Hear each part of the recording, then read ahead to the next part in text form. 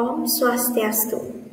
Baik, terima kasih saya ucapkan kepada Bapak dosen dan rekan-rekan sekalian atas waktu yang diberikan kepada saya selaku kelompok 2 untuk mempresentasikan materi terkait laporan keuangan organisasi nirlaba. Sebelumnya izinkan saya memperkenalkan diri terlebih dahulu. Perkenalkan, nama saya Nika Dedela, nomor absen 3 dari kelas akuntansi B Gianyar. Adapun materi yang akan saya bahas hari ini, yang pertama yaitu pelaporan keuangan organisasi nirlaba, yang kedua sumbangan terikat dan sumbangan tak terikat, yang ketiga teknik-teknik organisasi nirlaba. Baik, langsung saja ke materi yang pertama terkait pelaporan keuangan organisasi nirlaba. Sebelumnya saya akan menjelaskan sedikit mengenai apa itu organisasi nirlaba.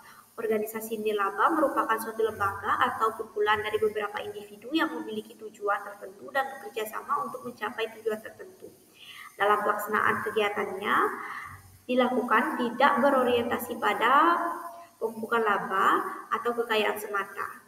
Laporan keuangan organisasi nirlaba itu sendiri menurut PSAK 45, organisasi nirlaba perlu menyusun setidaknya 4 jenis laporan keuangan yang terdiri dari laporan posisi keuangan atau neraca pada akhir periode pelaporan, kemudian yang kedua laporan aktivitas untuk suatu periode laporan, yang ketiga yaitu laporan arus kas untuk suatu periode pelaporan, dan yang keempat yaitu catatan atas laporan keuangan.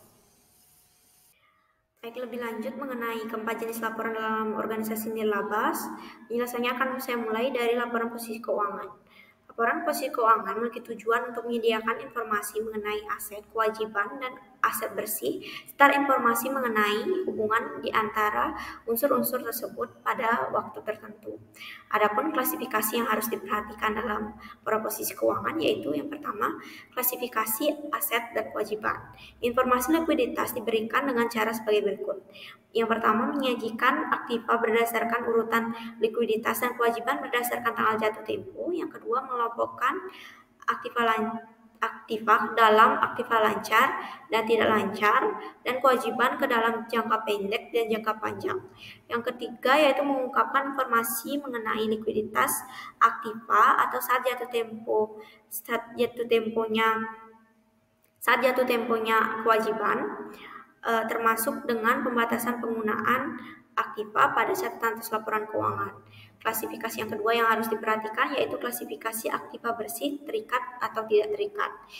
Yang perlu diperhatikan adalah laporan posisi keuangan menyajikan jumlah masing-masing kelompok aktiva bersih berdasarkan ada atau tidaknya pembatasan oleh penyumbang, yaitu terikat secara permanen, terikat secara temporer, atau tidak terikat. Yang kedua, informasi mengenai sifat dan jumlah dari pembatasan permanen atau temporer diungkapkan dengan cara menyajikan jumlah tersebut di dalam laporan keuangan atau catatan atas laporan keuangan.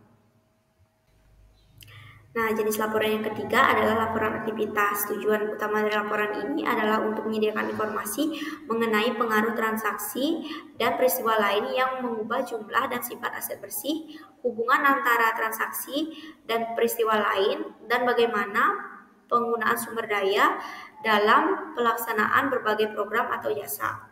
Adapun dalam laporan aktivitas terdapat 2 klasifikasi. Yang pertama yaitu klasifikasi terkait pendapatan yang meliputi sumbangan, jasa layanan, dan penghasilan investasi.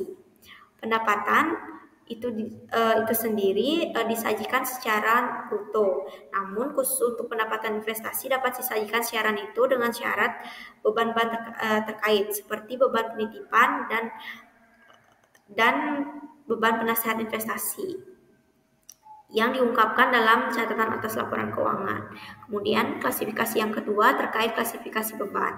Beban itu sendiri diklasifikasikan menurut fungsionalnya, yang terdiri dari beban terkait program pemberian jasa adalah beban untuk menyediakan barang dan jasa kepada para penerima manfaat, pelanggan, atau anggota dalam rangka mencapai tujuan atau misi organisasi. Nah, yang kedua yaitu beban terkait aktivitas pendukung yang meliputi semua aktivitas selain program pemberian jasa, yang umumnya mencakup yang pertama, aktivitas manajemen dan umum yang meliputi pengawasan, manajemen bisnis, pembukuan, penganggaran, pendanaan, dan aktivitas administrasi lainnya. Kemudian yang kedua yaitu aktivitas pencarian dana yang meliputi publikasi, kampanye, pencarian dana, pengadaan data alamat penyumbang, dan lain-lainnya. Kemudian yang ketiga aktivitas pengembangan anggota yang meliputi pencarian anggota baru dan pengumpulan iuran anggota. Nah, lanjut untuk laporan yang ketiga yaitu laporan arus kas.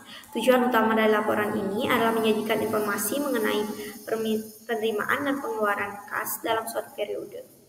Adapun dalam laporan arus kas dibagi menjadi 3 aktivitas. Yang pertama yaitu arus kas dari aktivitas operasi. Umumnya berasal dari pendapatan jasa, sumbangan, atau dari perubahan atas aset lancar dan kewajiban lancar yang berdampak pada kas.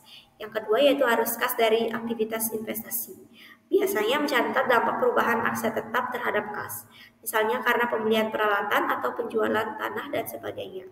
Kemudian yang ketiga yaitu arus kas dari aktivitas pendanaan yang berasal dari penyumbang, penghasilan investasi yang dibatasi, pembangunan atau pemeliharaan aset tetap yang dibatasi penggunaannya untuk jangka panjang.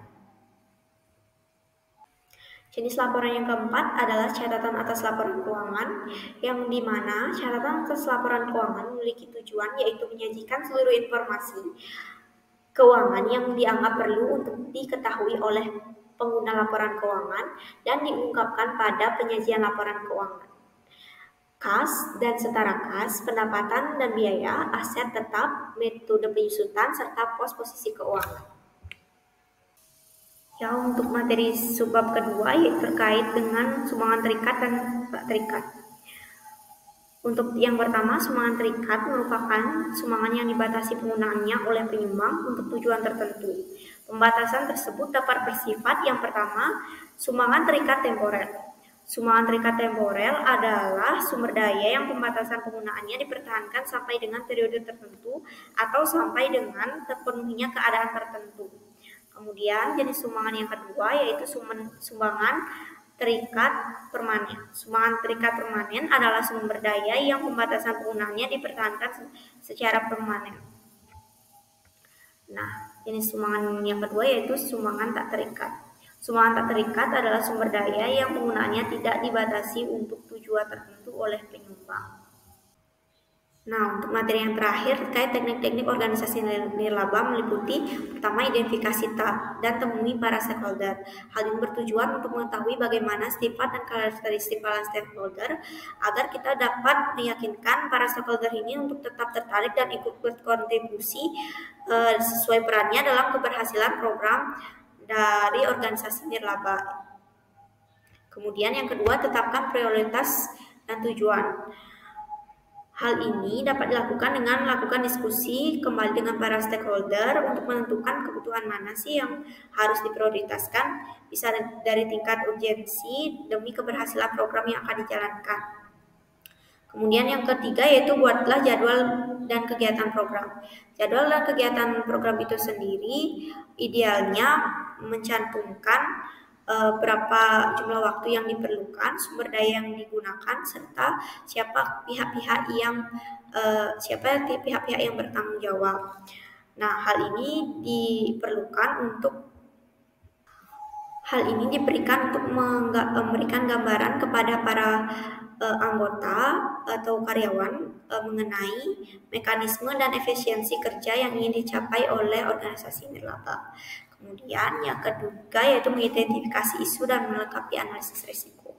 Hal ini diperlukan karena setiap kegiatan pastinya memiliki risiko. Hal itulah yang menyebabkan kita selaku pihak organisasi nirlaba untuk melakukan bagaimana sih caranya untuk meminimalisir risiko yang dapat menyebabkan tidak berhasilan program yang akan kita jalankan nanti. Kemudian yang terakhir yaitu sampaikan rencana program kepada para stakeholder. Hal ini bertujuan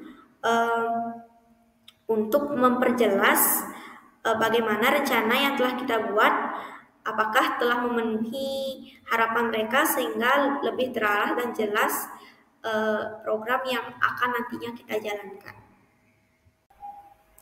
Baik, sekian dari presentasi saya. Saya ucapkan terima kasih atas perhatiannya, dan saya ucapkan maaf jika ada keterbatasan materi ataupun pengucapan saya yang mungkin menyakiti hati Anda. Saya tutup dengan Parama Santi.